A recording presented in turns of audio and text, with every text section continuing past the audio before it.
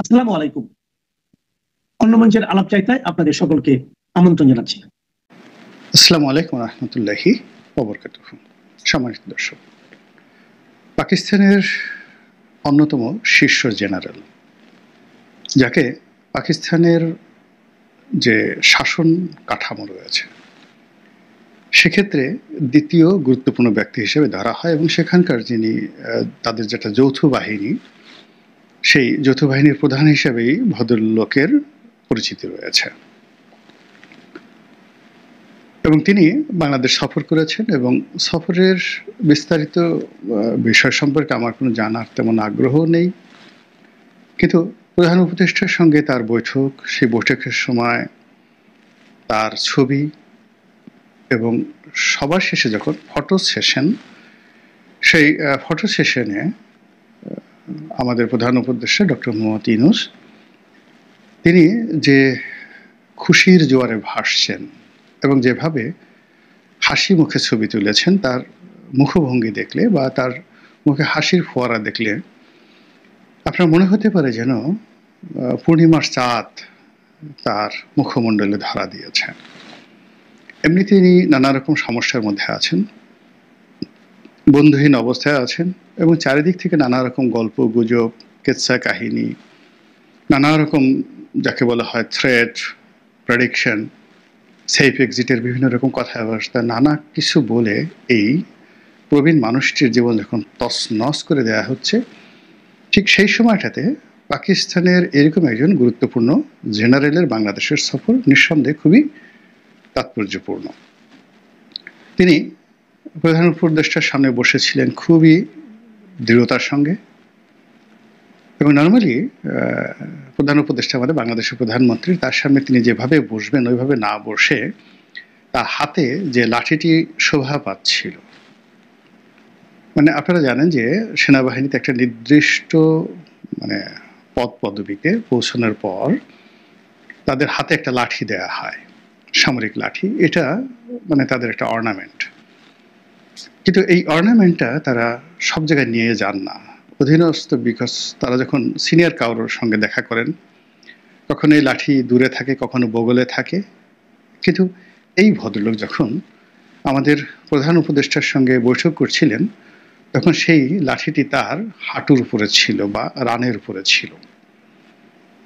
এটা খুবই দৃষ্টিকটু, বাংলাদেশের জন্য অমর্যাদাকর, এবং এটা কোনো প্রোটোকলের মধ্যে পড়ে না, কোনো অবস্থাতেই প্রোটোকলের মধ্যে পড়ে না।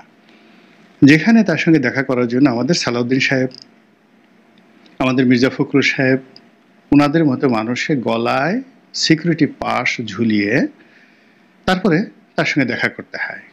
এবং ছবিতে যখন যাকে বলা হয় আমরা সালাউদ্দিন সাহেবকে দেখি প্রধান উপদেষ্টার পাশে, তখন প্রধান উপদেষ্টাকে ওইভাবে কখনোই হাসতে দেখিনি যেভাবে পাকিস্তানি জেনারেলের সঙ্গে তিনি হেসেছেন। আর এইভাবে লাঠি নিয়ে বসে কোনো সামরিক জেনারেল বিশ্বের অন্য কোনো দেশের রাষ্ট্রপ্রধানের সঙ্গে বা সরকার প্রধানের সঙ্গে বৈঠক করেছেন আমি বাপু এখন পর্যন্ত দেখিনি। এটা কেন বাংলাদেশে ঘটল? যদি এই পুরো বিষয়টি সরকারের পক্ষ থেকে বলা হয় একটু শান্তি পাব, সামরিক বাহিনীর পক্ষ থেকে বলা হয় একটু শান্তি পাবো। এর কারণ হলো ডক্টর মোহাম্মদ ইউনূসের সঙ্গে দেখা করতে গিয়ে আমাদের জেনারেল ওয়াকার, উনিও তো একজন ফুল জেনারেল, 4 স্টার জেনারেল, ওনারও তো একটা লাঠি আছে, তো উনি তো সেই লাঠিটা নিয়ে কখনো সেটা প্রদর্শন করেননি। কিংবা জেনারেল আসিফ মনির, ওনার বস জেনারেল না, উনি এখন ফিল্ড মার্শাল, পৃথিবীতে একমাত্র ফিল্ড মার্শাল, পাকিস্তানের যিনি সেনাপ্রধান, পৃথিবীর এই মুহূর্তে একমাত্র সার্ভিং ফিল্ড মার্শাল। তো উনি তো সৌদি আরব গেলেন, মোহাম্মদ বিন সালমানের সাথে বসলেন, মিস্টার ডোনাল্ড ট্রাম্পের সাথে বসলেন, আরও অনেকের সঙ্গে ওনার বৈঠক, কই ওনার হাতে কোনো লাঠি দেখলাম না। তো সেক্ষেত্রে ওনার বাহিনীর দ্বিতীয় গুরুত্বপূর্ণ ব্যক্তি আসিফ মনির, ফিল্ড মার্শাল আসিফ মনির প্রথম ব্যক্তি, আর দ্বিতীয় গুরুত্বপূর্ণ ব্যক্তি এই জেনারেল যিনি বাংলাদেশে আসছেন, আমি তার নামটা স্মরণই করতে চাই না। তো উনি একটা লাঠি নিয়ে আমাদের সেই প্রধান উপদেষ্টার সামনে বসেছেন। ভাগ্য ভালো ক্রস লেগ করেননি, পায়ের উপর পাতলে বসেননি। এটা আমাদেরকে ভীষণ রকমভাবে ইজ্জত করেছেন বা আমাদের সম্মান রক্ষা করেছেন। যদি লাঠিটা ওইভাবে পায়ের উপর রেখে পায়ের উপর পা তুলে তিনি বসতেন, বিশ্বাস করেন কি যে অপমান হতাম, আল্লাহ কিছুটা হলেও রক্ষা করেছেন। তো যাই হোক, এই যে ভদ্রলোক, তার মুখে কোনো হাসি ছিল না, অ্যাজ ইট ইজ তিনি কমান্ডে আছেন এবং কিছু একটা বলার চেষ্টা করছেন। সেটা ইতিবাচক, নেতিবাচক, যা কিছু হোক না কেন, মানে মনে হলো যে তার চেহারার মধ্যে একটা, যাকে বলা হয়, প্রভুত্ব ফুটে উঠেছে। লাইক 1971 বা 60-এর দশকে যখন আমরা পাকিস্তানের কলোনি ছিলাম, তখন এরকম কোনো জেনারেল যদি আসতেন, কোর কমান্ডার আসতেন, আমাদের রাজনীতিবিদদের সাথে বসতে গিয়ে তারা যে এরকম একটা ভাব নিতেন, তার সাথে একটা বেশি ভাবসাব আসলে এই ভদ্রলোকের মানে আচরণে ফুটে উঠেছে। তার ক্যাপ থেকে শুরু করে তার পোশাক, তার সামরিক পোশাক, তার হাতের লাঠি, তার বসার ভঙ্গি, সবকিছু মিলিয়ে মানে একটা অসাধারণ, যাকে বলা হয়, অভিব্যক্তি ফুটে উঠেছে। এবং বাংলাদেশকে যে তারা এই মুহূর্তে কি মনে করছে, ডক্টর মোহাম্মদ ইউনূসকে কি মনে করছেন, এটা আল্লাহ জানেন আর তারা জানেন আর আমাদের ডক্টর মোহাম্মদ ইউনূস জানেন। কিন্তু আমরা বাইরে থেকে সাধারণ পাবলিক যা দেখেছি, বিশেষ করে আমার মতো বোকাশোকা মানুষ, আমার আসলে এই জিনিসগুলো ভালো লাগেনি। ইদানিং পাকিস্তান বিভিন্ন কারণে সারা দুনিয়াতে আলোচিত। প্রথম কারণ হলো পাকিস্তান আর্মি যেভাবে ওই রাষ্ট্রটি জন্ম হওয়ার পর থেকে ওই রাষ্ট্রের উপর যে আধিপত্য বিস্তার করে আসছে, এমনতরভাবে কোনো আর্মি কমপ্লিটলি, সম্পূর্ণভাবে, পরিপূর্ণভাবে পুরো একটি রাষ্ট্রের উপরে দীর্ঘকালীন এরকম আধিপত্য বিস্তার করেছে আমি কখনো এরকম পাইনি। একজন স্বৈরশাসক, হয়তো দেখা গেল পিনোশে, বা ধরুন স্পেনের ফ্রাঙ্কো, কিংবা ধরুন হোসনি মোবারক, যারা আর্মি ব্যাকগ্রাউন্ড থেকে এসেছে, বা মিশরের বর্তমান সিসি, যারা দীর্ঘদিন ধরে ক্ষমতা আছেন, ইন্দোনেশিয়াতে সৌহার্দ্য ছিলেন। কিন্তু এই ধরনের স্বৈরশাসকদের ক্ষমতা চলে যাওয়ার পরেই সামরিক বাহিনীর কর্তৃত্ব কিন্তু থাকেনি। কিন্তু পাকিস্তান যে রাষ্ট্র, সেই রাষ্ট্রের মধ্যে একেবারে শুরু থেকে কায়েদ আজম মোহাম্মদ আলী জিন্নাহর মৃত্যুর পর থেকে এই বাহিনীর আধিপত্য, এটি ছিল একেবারে 90 ডিগ্রি, যাকে বলা হয় গলনাঙ্কে। কিন্তু 1957 সনে যখন তারা ক্ষমতা নিয়ে নিল, এরপর থেকে আইয়ুব খানের জমানা থেকে একদম আজ পর্যন্ত পাকিস্তানের সব কিছুই সামরিক বাহিনী চালাচ্ছে। বলা হয়ে থাকে যে পৃথিবীর সব দেশের একটি করে সেনাবাহিনী আছে, আর পৃথিবীতে একটি মাত্র দেশ আছে, একটি মাত্র সেনাবাহিনী আছে, যে সেনাবাহিনীকে সেবা করার জন্য একটা দেশ আছে, আর সেই দেশটির নাম হলো পাকিস্তান, আর সেই বাহিনীটা হলো পাকিস্তান সেনাবাহিনী। এই কারণে পাকিস্তান সেনাবাহিনীর এই দ্বিতীয় গুরুত্বপূর্ণ ব্যক্তির বাংলাদেশের এই সময় সফর, এটা যেন তেন ঘটনা নয়। পাকিস্তানের যিনি বর্তমান প্রধানমন্ত্রী রয়েছেন শাহবাজ শরীফ, এরকম 100 জন শাহবাজ শরীফ যদি এসে ডক্টর মোহাম্মদ ইউনূসের যমুনাতে 1 সপ্তাহ থাকতেন, মানে রাত্রি যাপন করতেন, একসাথে খাওয়া দাওয়া করতেন, সেটা যত না গুরুত্বপূর্ণ, তার চেয়ে এই সেনাবাহিনীর দ্বিতীয় গুরুত্বপূর্ণ ব্যক্তি তিনি এসে ওনার সামনে বসলে এটা মিলিটারি পয়েন্ট অফ ভিউ এবং পাকিস্তান রাষ্ট্রের যে দৃষ্টিভঙ্গির দিক থেকে এটা অতটা গুরুত্বপূর্ণ। এবং সারা পৃথিবী এখন দেখুন, যারা পাকিস্তানের সঙ্গে ডিল করতে চান, তারা রাজনৈতিক কারণে শাহবাজ শরীফকে ডাকেন, কিন্তু কন্টেম্পোরারি এই যে ভদ্রলোক বাংলাদেশে এলেন তাকেও ডাকেন, আর আসিফ মনির, ফিল্ড মার্শাল আসিফ মনির, তাকেও ডাকেন। সেটা আমেরিকা হোক আর সৌদি আরবিয়া হোক। তো সেক্ষেত্রে আমেরিকার মদদে পাকিস্তানের যে নতুন অভ্যুদয় ঘটেছে, এটি আমাদের এশিয়ার সাবকন্টিনেন্ট রাজনীতির জন্য একটি ভয়ঙ্কর দুঃসংবাদ। এই গেল এক। 2 নম্বর হলো যে পাকিস্তান এই মুহূর্তে তাদের যে সামরিক শক্তি, এটাকে পণ্য হিসেবে তারা বিক্রি করতে চাচ্ছে, ভাড়া দিতে চাচ্ছে, এবং তারা তাদের শ্রমশক্তি, তাদের যে এগ্রিকালচারাল প্রোডাক্ট বা তাদের যে শিল্পজাত দ্রব্য, এগুলো দিয়ে কোনো অবস্থাতেই দেশের অর্থনীতি চাঙ্গা করতে পারছে না। ফলে তাদের যে একটা বিশাল ইফেক্টিভ মিলিটারি পাওয়ার রয়েছে, সেই মিলিটারি পাওয়ারটাকে কাজে লাগিয়ে তারা অর্থ উপার্জন করতে চাচ্ছে। এর প্রেক্ষিতে তারা সেই যে সৌদি আরবের যে এই মুহূর্ত তাদের যে total royal safety and security, Saudi রাজ পরিবারের যে সেফটি সিকিউরিটি, এটার দায়িত্ব এখন পাকিস্তান আর্মির উপর পড়েছে। এর আগে পাকিস্তানের একজন সেনা প্রধানকে তারা ভাড়া করে নিয়েছিল সৌদি আরব, এবং তিনি অত্যন্ত সুন্দর, অনেক দিন থেকেই সৌদি আরবের সঙ্গে পাকিস্তানের একটা প্রথম থেকেই একটা দহরম মহরম সম্পর্ক। আর এই সম্পর্কটা একটু খারাপ হয়ে গিয়েছিল যাকে বলা হয়, যখন একটু মাথা উঁচু করে দাঁড়ানোর চেষ্টা করেছিলেন ইমরান খান ঠিক সেই সময়টিতে। কিন্তু ইমরান খান জেলে যাওয়ার পরে এটা আবার সেই সাবেক অবস্থাতে ফিরে এসেছে। তো এখন মানে সৌদি সেনাবাহিনীতে অত্যন্ত গুরুত্বপূর্ণ ভূমিকা পালন করছে পাকিস্তান সেনাবাহিনী, এবং যে কাজটি আমেরিকা করত, তো সেই আমেরিকার পরিবর্তে এখন সৌদি আরব এখানে পাকিস্তান আর্মিকে ব্যবহার করছে। আর এর পেছনে আমেরিকার গ্রিন সিগন্যাল রয়েছে। আমেরিকা যে ওখান থেকে মানে সৈন্যটা সরিয়ে নিয়ে এসেছে কৌশলগত কারণে, আর এখানে পাকিস্তানকে তারা ঢুকিয়ে দিয়েছে তাও কৌশলগত কারণে। বিকজ আমেরিকার যে এজেন্ডাগুলো, সেই এজেন্ডাগুলো মধ্যপ্রাচ্যের মুসলিম কান্ট্রিগুলোতে খ্রিস্টান সৈন্য দ্বারা, ইহুদি সৈন্য দ্বারা সেখানে আসলে বাস্তবায়ন করা সম্ভব নয়।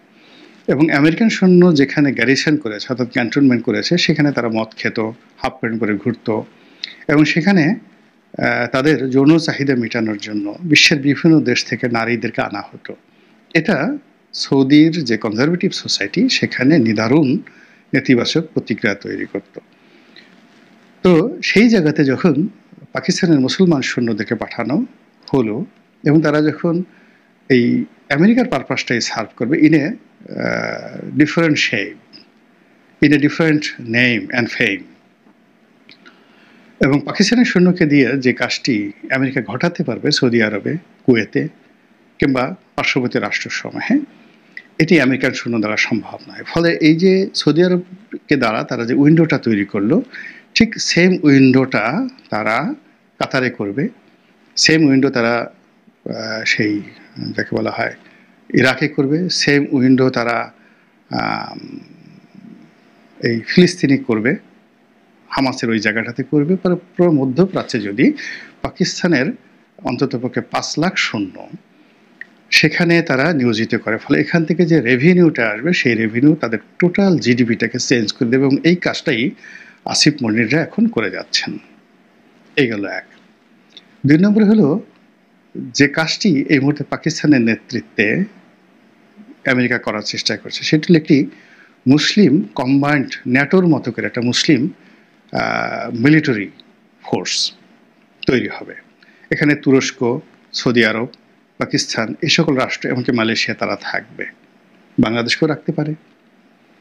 এবং এই কাজগুলো করে টোটাল একটা belt, chain and command, same chain and কমান্ডে যদি একটা সিল্ক রুটের মতো একটা বেল্ট তৈরি করে ফেলা হয়, মিলিটারি বেল্ট, আর সেই বেল্টের অধীনে ন্যাটো বাহিনী যেমন ইউরোপ বা আমেরিকার যে কোনো জায়গায় ফ্রি মুভমেন্ট করতে পারে, তদ্রূপ পাকিস্তান আর্মি বা পাকিস্তান যে ধরনের ন্যাটোর মতো করে একটা মুসলিম বাহিনী গঠন করতে চাচ্ছে ওআইসির নেতৃত্বে, যার মূল কমান্ড থাকবে পাকিস্তানের হাতে, তাহলে সেই বাহিনী যদি কক্সবাজারে আসে, সেই বাহিনীতে তাদের যে নেভাল ফোর্স, সেই নেভাল ফোর্স যদি বঙ্গোপসাগরে টহল দেয়, সেই নেভাল ফোর্স যদি এসে সেন্ট মার্টিনে তারা ঘাঁটি করে, আপনি বলেন তো আমাদের হুজুর যারা আছে তারা সুবহানাল্লাহ আলহামদুলিল্লাহ বলা ছাড়া কি করতে পারে বলেন? তারা বলবে যে এই যে মুসলিম বাহিনী আসলো, তারা এসে আমাদের এই দেশটাকে রক্ষা করছে, তা না হলে তো ভারত দখল করে ফেলতো, আমেরিকার খ্রিস্টান সৈন্যরা আসতো,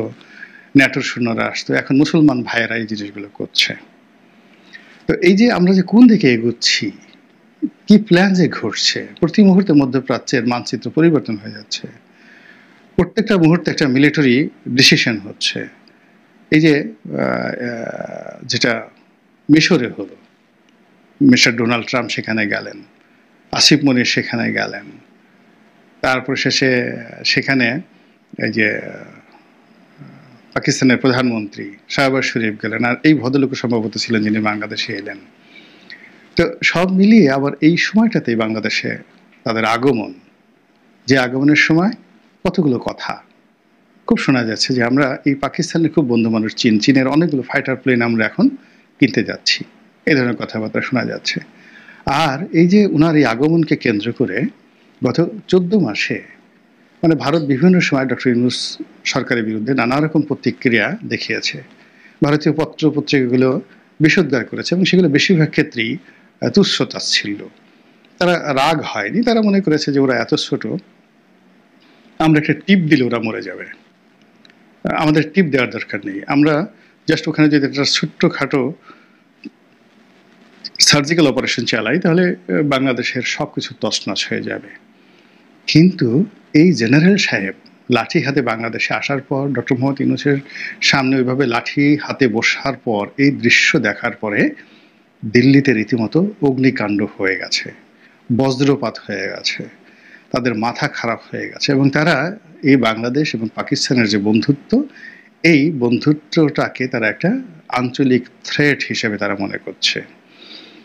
আগে ইসলামপন্থাদের যে উত্থান, দক্ষিণপন্থীদের যে উত্থান, এটাকে তারা যেভাবে মোকাবেলা করতে চেয়েছিল বা যেভাবে তারা পলিটিক্যালি মোটিভেট করে এটাকে মোকাবেলা করতে চেয়েছিল, কিন্তু এখানে যদি পাকিস্তানের মিলিটারি শক্তি চলে আসে সম্মুখ সারি, তার পেছনে যদি আমেরিকান সমর্থন থাকে, চীনের ফাইটার প্লেন থাকে, পেছনে যদি F-16 থেকে শুরু করে F-35 জঙ্গি বিমান থাকে, বলেন তো এই যে বাংলাদেশ নিয়ে এখন আমরা যে সকল পলিসির কথা বলছি, নির্বাচনের কথা বলছি, তারেক জিয়ার কথা বলছি, জামাতের কথা বলছি, সব কিছু বাদ দিয়ে একটা নতুন হিসাবের কি গন্ধ আপনারা কি পাচ্ছেন না?